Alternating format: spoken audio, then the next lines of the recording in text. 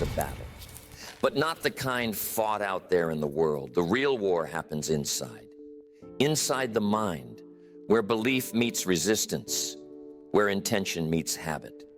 That's where the line is drawn. Most people think failure comes from lack of opportunity, lack of money, lack of connections, but it rarely does. Failure begins quietly, in small thoughts, in the whisper that says, maybe tomorrow. It begins when the same mind that dreams of success begins to build excuses for delay. The same imagination that can design a better future can also build a prison of limitation. That's the hidden war within. Every day the mind runs both programs, the builder and the saboteur. The voice that says, I can, and the one that says, what's the use? And here's the truth. Progress must be defended daily, because if you don't guard it, the enemies move in. You've met them before. They live in routine, in thought, in small choices. They never knock loudly. They slip in quietly, dressed as reason, comfort, or caution. And once they take root, they do their work slowly, invisibly, until one day you wake up and realize that a month, a year, maybe 5 years have passed, and the dream is still sitting where it started. Progress isn't stolen, it's surrendered, bit by bit, through distraction, through neglect, through one more excuse. You don't lose progress overnight.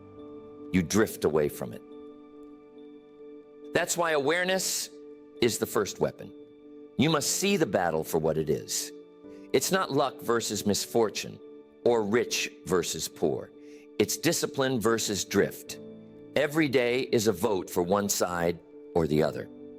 When a person says, I don't know what's holding me back, the answer is almost always invisible.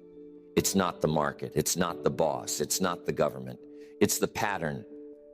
The way the mind has been trained to retreat instead of rise, to comfort instead of confront. And here's the key. Nothing outside can fix what's inside until the inside changes first. The external always follows the internal. A person doesn't achieve progress by accident any more than a garden grows by neglect. It's designed, cultivated, protected. So the question becomes, who is winning the war inside? The disciplined mind or the drifting one? The builder or the saboteur? Progress begins when that question is answered honestly. Not when the world changes, not when the timing feels right, but when you decide that internal resistance will no longer have the final vote. That's the moment the hidden war shifts. And from there, everything, career, wealth, health, relationships, starts to align. Because progress is not an event. It's a defense strategy against decline. Every day you fight for it, you grow stronger. Every day you ignore it, you lose ground.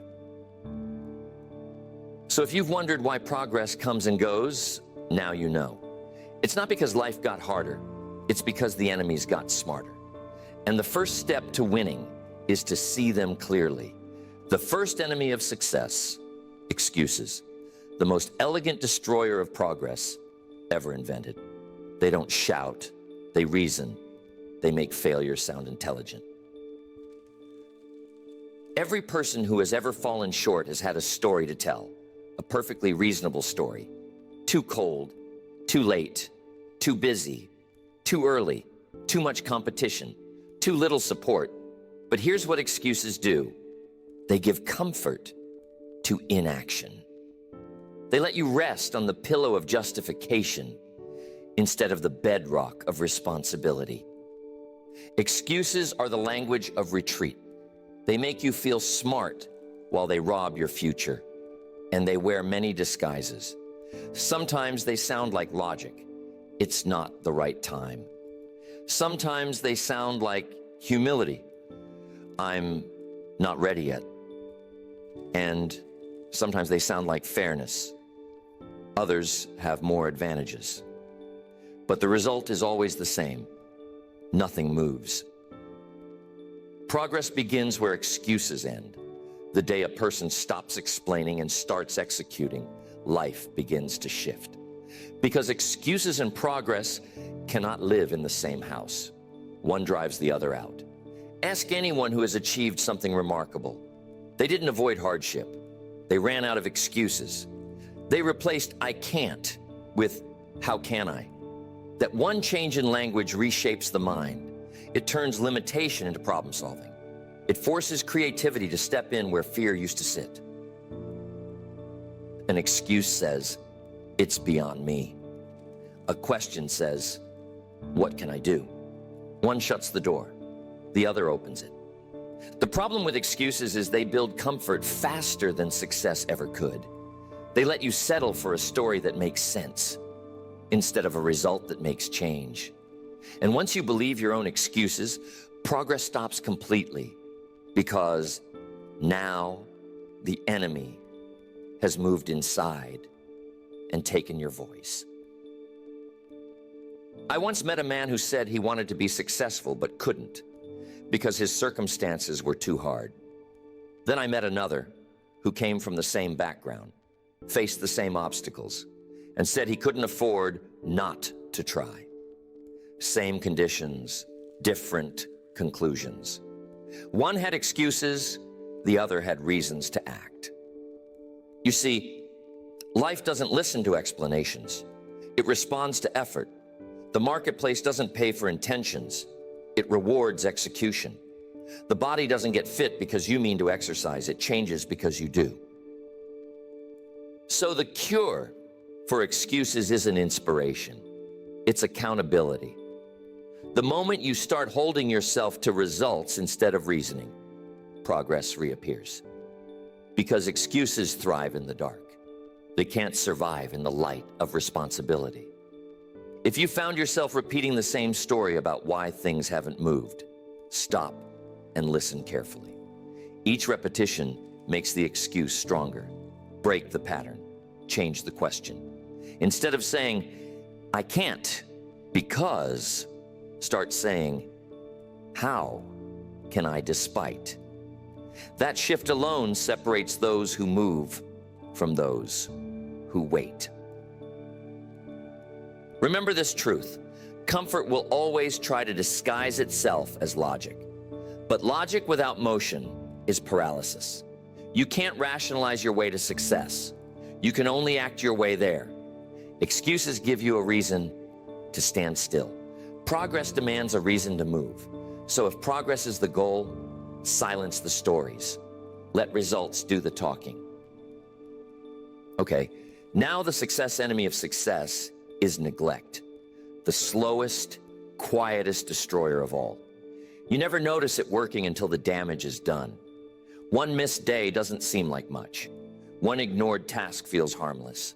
But neglect compounds faster than effort ever could. Success has a rhythm, and neglect breaks it. It takes discipline to start, but even more discipline to maintain. Most people lose not because they can't begin, but because they can't continue. They let a small gap turn into a canyon. Neglect always begins in the smallest corner. The garden that was once green starts to brown because the watering can stayed on the porch one extra morning. The car that ran smooth begins to sputter because the oil change was delayed. The relationship that was once strong starts to fade because the words "thank you" and "I appreciate you" went unsaid for too long. It's a law of life. Everything unattended deteriorates.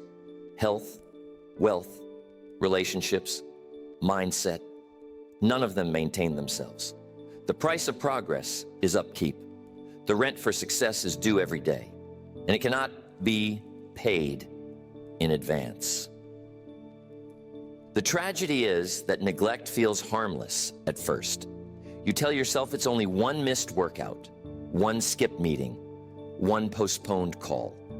But neglect doesn't add, it multiplies. One day becomes two, two becomes a week becomes a habit.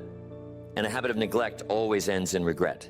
People often say, I just need to catch up. But catching up is twice as hard as keeping up. It's easier to maintain momentum than to rebuild it. The moment you stop tending to what matters, decline starts. Slowly at first, then suddenly. Progress is a fragile thing. It must be fed, protected, and measured. The moment it's taken for granted, it begins to slip. Even small victories need maintenance, because what isn't strengthened is eventually lost.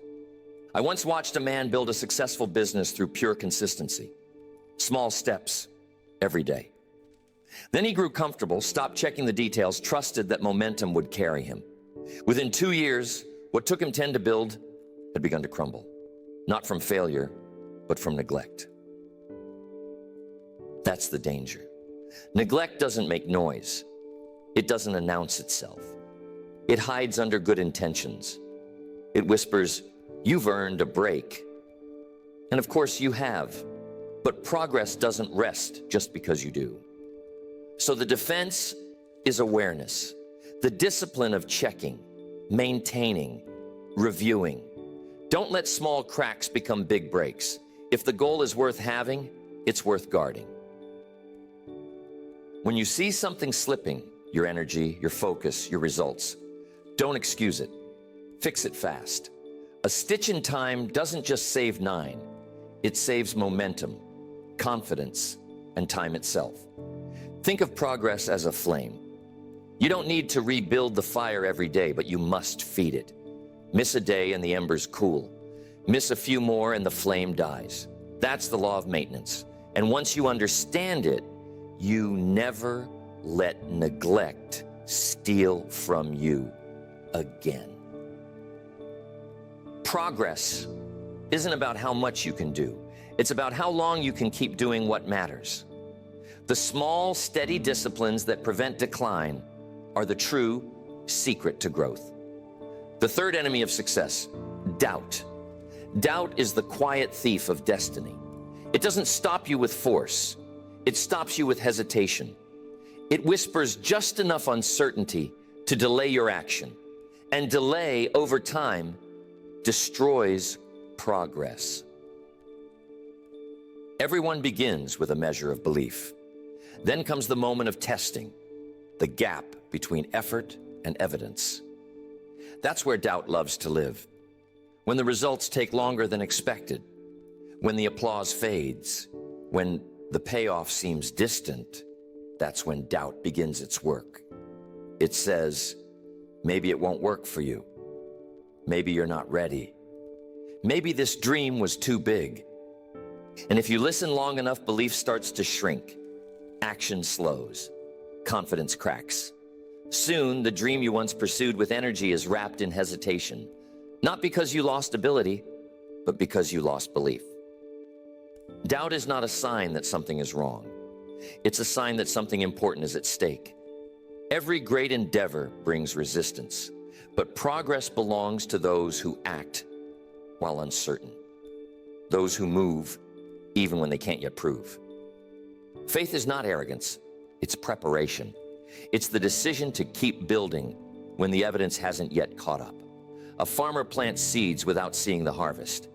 That's faith. A builder lays foundations long before the house stands. That's faith. Progress is no different. People often say, I'll believe it when I see it. But that's the language of spectators. Builders say, I'll see it because I believe it. The belief comes first, the proof follows. The mind must travel ahead of the body, or the body will never move.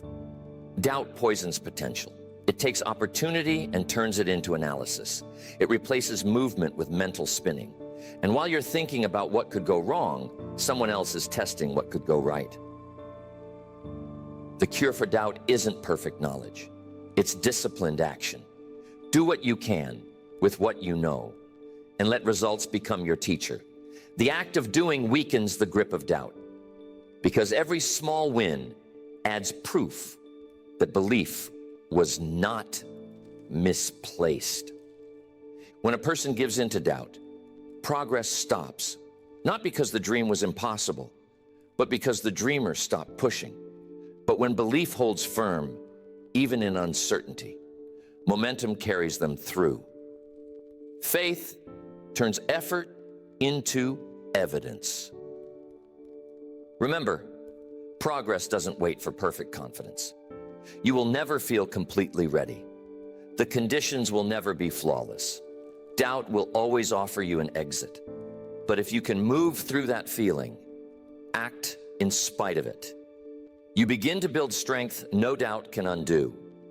Think of belief as armor. Each disciplined action adds another layer. And soon, the same voice that once said, "You can't," starts to quiet. Because doubt only lives where results are absent. Every small success silences it a little more. So don't fight doubt with emotion. Fight it with proof.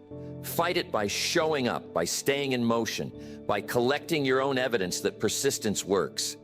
That's how belief becomes unshakable. Not through speeches or motivation, but through consistent experience. Progress grows in that soil. The soil of movement while uncertain. The soil of trying while afraid. The soil of belief before evidence. That's where the future is planted. And here is the fourth enemy of success: distraction. It steals greatness. It doesn't destroy through failure. It destroys through fragmentation. It divides focus into so many small pieces that nothing of depth can grow. The world today is built for interruption. Every sound, every screen, every notification is a tug on attention, and every tug has a cost. Progress requires concentration, but distraction scatters the mind until energy leaks away. You can't build a strong future with a divided focus. Most people aren't losing because they lack ability. They're losing because they can't stay with one thing long enough. They start something with fire, then shift, then scroll, then check, then pause. And by the end of the day, the power of their intention has been diluted into noise. Distraction is subtle. It disguises itself as productivity. It says, just one more message, just one quick update, just a few minutes. But those minutes, multiplied by days, turn into stolen years. The enemy isn't always laziness. It's dispersion. A mind pulled in 10 directions cannot master one. Progress requires the courage to say no, to noise, to trends, to invitations that don't serve the mission. Every yes must have a reason. Every minute must have a purpose. If you want to measure a person's potential, look at what captures their attention. Because attention is the currency of achievement. Wherever it flows, results follow. There's a discipline to focus. It's not about force. It's about clarity. Knowing what matters most and protecting it as if your future depends on it. Because it does. Ask yourself what distractions have been costing. The half-read books. The unfinished plans. The projects that start strong and fade away.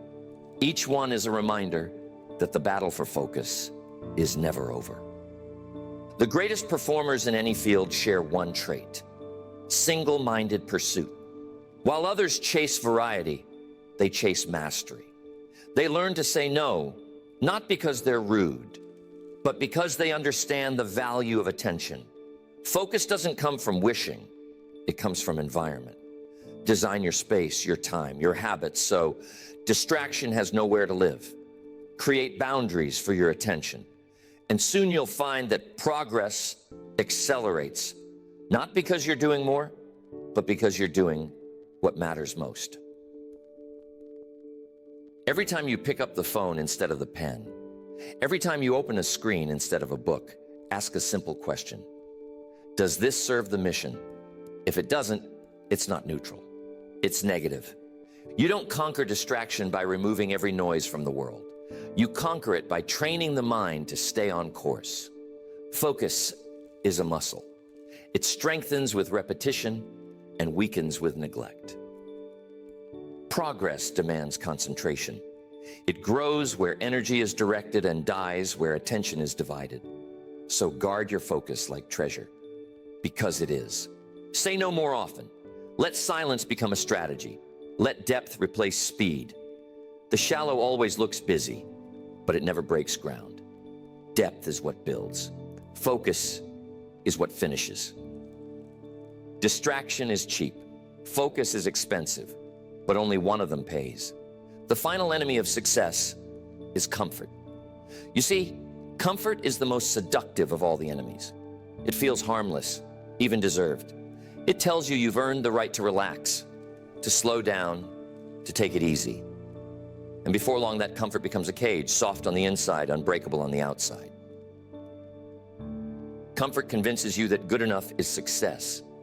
It whispers that growth can wait, that ambition can rest. But progress never lives where comfort rules. Because comfort and challenge cannot coexist for long. One always pushes the other out. Every life reaches that quiet turning point where comfort begins to sound reasonable. The climb feels steep, the goal feels distant, and comfort offers a shortcut. Stay here. It's safe, and that's the danger. It is safe. Safe from failure, safe from criticism, safe from discomfort. But it's also safe from growth. The soil of progress is struggle. Every form of advancement, physical, mental, financial, spiritual, requires some friction.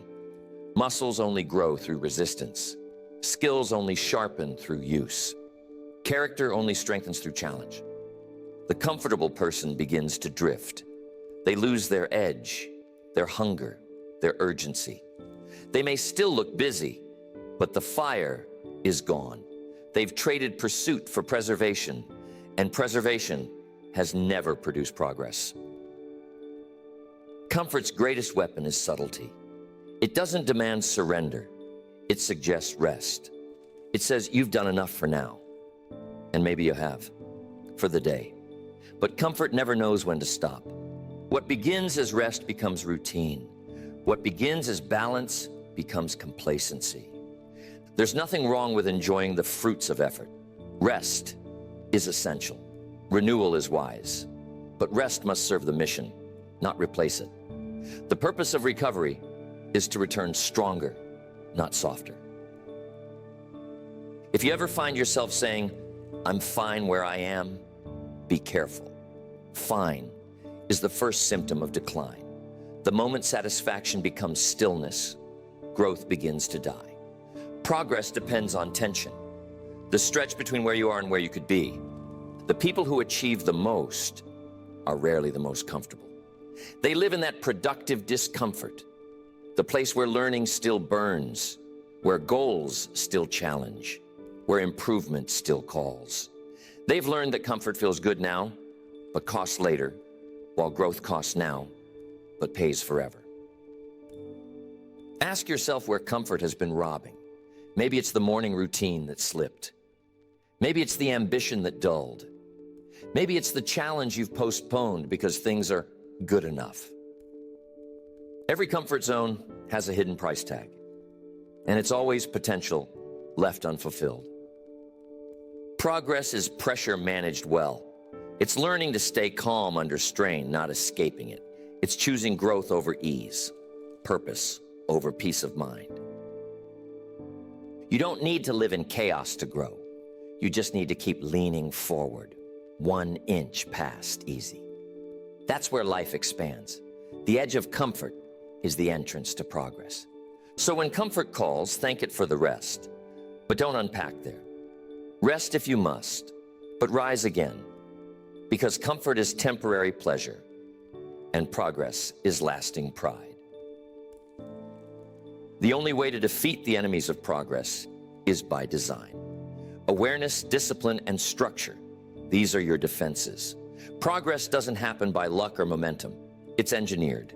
Awareness is the first line of defense. You can't fix what you don't see. The moment you identify an enemy, excuse neglect, doubt, distraction, or comfort, you weaken it. Because these enemies thrive in the dark. Once you name them, they lose power. Then comes discipline. Awareness tells you what's wrong. Discipline fixes it.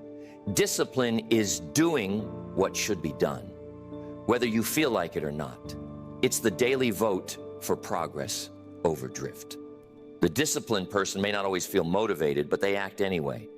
And action over time creates belief, momentum, and results.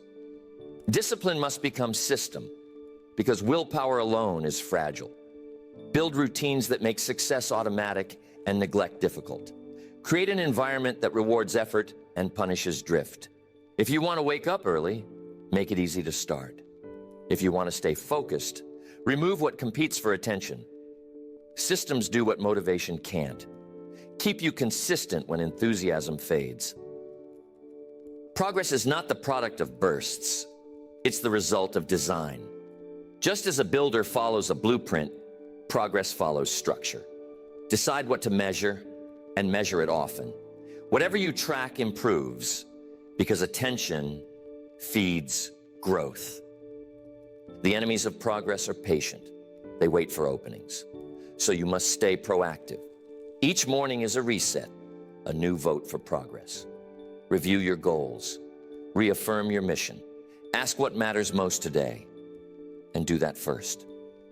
Because drift begins the moment you forget what matters. Guard your inputs. The mind is a garden. Whatever you plant will grow.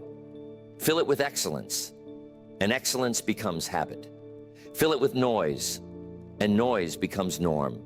Awareness filters what enters, and discipline determines what stays. Surround yourself with accountability. Alone, drift is easy. With the right people, discipline becomes contagious. Choose those who challenge you, not those who comfort you. Comfort is cheap. Correction is valuable. Remember, progress is not perfection. It's motion. It's resistance met and overcome. The goal is not to eliminate the struggle, but to outgrow it.